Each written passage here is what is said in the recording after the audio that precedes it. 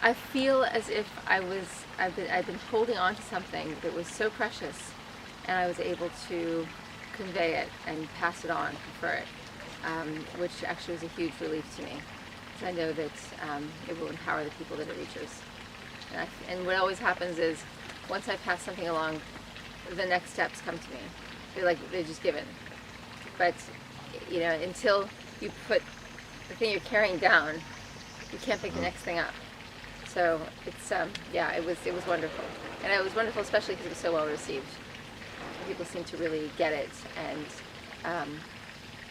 it's funny because it was the concern was is what I take so dearly and believe in so dearly, is it going to matter to others? And it seems like it was on the mark that it does, and that my hunches were correct.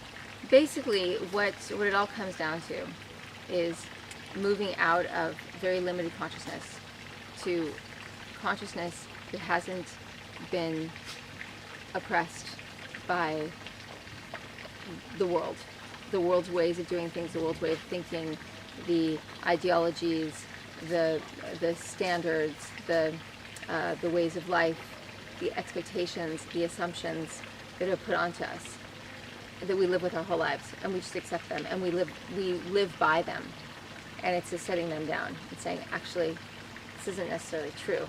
It's actually not true at all, and it's just been put into us to keep us all in line, so that we'll all be good little students in school. We'll all be good little school children, and we'll do what we're told, because then we'll be controllable. And it's taking back our control of ourselves, it's taking back our control of our own minds, as opposed to being mind controlled, which is really, if anyone believes that they're not mind controlled and they haven't done the work of dislodging their mind control, they're kidding themselves.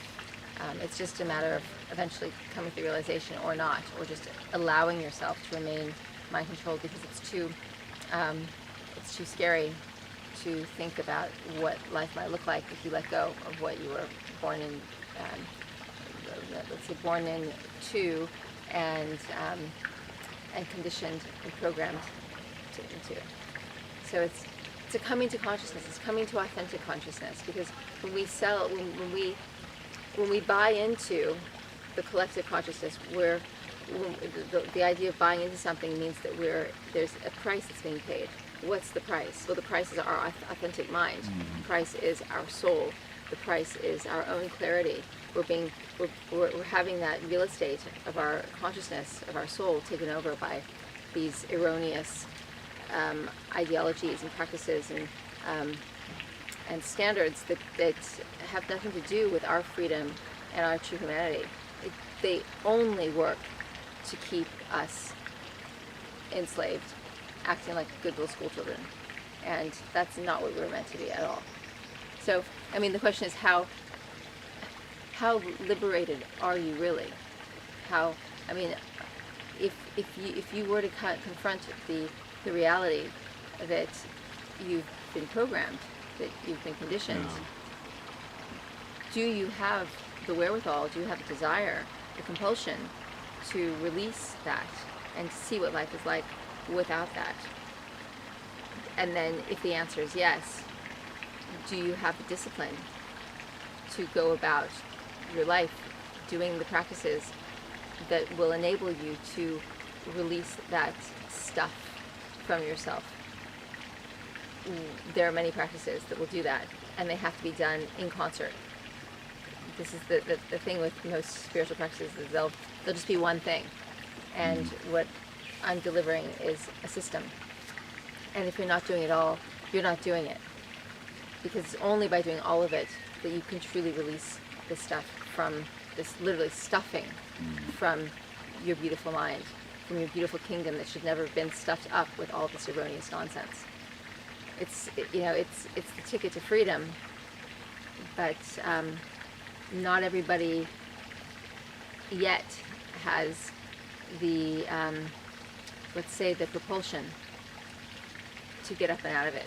Yeah. And the more we see other people doing it, the easier it becomes for everybody. So if you're one of those people that does have the discipline, the motivation, the propulsion, then that's wonderful. Do it, and do it to the full, because you'll be exemplifying it for those who will follow. And ultimately, I do believe everyone's going to be set free. But it's kind of like turning I use this analogy in the course, going from a caterpillar to a butterfly. No one can do it for you. Like birthing, well, to a certain extent, you can have a cesarean section, but the birthing has to happen. It has to, the baby has to come out, the mother has to give birth, there has to be this birthing process. Coming into the world, leaving the world, transforming, metamorphosizing from one dimension to another, from one landscape, one type of being, like a caterpillar to a butterfly, that can't be done for you. You have to do it yourself. But we can take notice of others who do it and do it successfully and see how it's done. But it does have to be done. We can't walk around with these enslaved minds. We're pure life force energy. We're the intel from the Creator. We're carrying a blueprint that's so sacred, and to shut that down, to oppress it, that's desecrating something that is that deserves to completely express in its truest form. There's nothing darker, more sinister than oppressing such an expression, such a let's say composite of pure intel like that from source. That's what we are, and we've allowed ourselves to be oppressed and suppressed, mostly completely, unwittingly, because we didn't know what was happening to us, and we just complied because it's what was expected of us. And if we didn't, we wouldn't make it to the next level. Like, we wouldn't make it from kindergarten to first grade.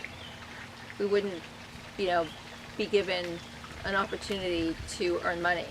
And so then how are we going to buy things? How are we going to have anything? So we got the message early on. We need to do what everybody does in order to have what everybody has, so we can be one of everybody. Because if we're not, then what's the alternative? Well, what we see is maybe, the person who somehow, somewhere along the way, failed to put those links together and was extricated from the community, or doesn't have their basic needs met, and that strikes the fear of God in us. So we keep doing that which oppresses us, which goes against our very nature, because we don't want that to be the outcome in our lives. Fear, basically. Fear and the result. And because when we are oppressed, we turn our backs on what's true, which means we're going to collectively turn our backs on, let's say, those who would be authentic, because they're challenging the status quo, they're challenging us. They say that often those who are in insane asylums, are just the ones that figured things out. I mean, I won't say all of them. Some of them are truly insane and have gone so mad. But why are they going so mad? Because they're being so badly oppressed. Yeah. And some of us can experience that oppression and remain functional. It's like functional alcoholics or functional cokeheads. Oh. But others, they can't. So it's like there's almost like functionally conditioned people versus people for whom conditioning and programming made them crazy, made them absolutely crazy. And those people are sensitive enough. Their souls, their spirits, still recognized something that was so wrong that made them have this cognitive dissonance that drove them into madness. But the only way you're going to figure out what's authentic in you is when you get the stuffing out. It's the thing. We have to de-stuff ourselves. We have no idea who the true person is, the true unique essence is, because we've been so forced to share our space with this stuff, with this garbage, with this space-taking up thing stuff. It's complete madness.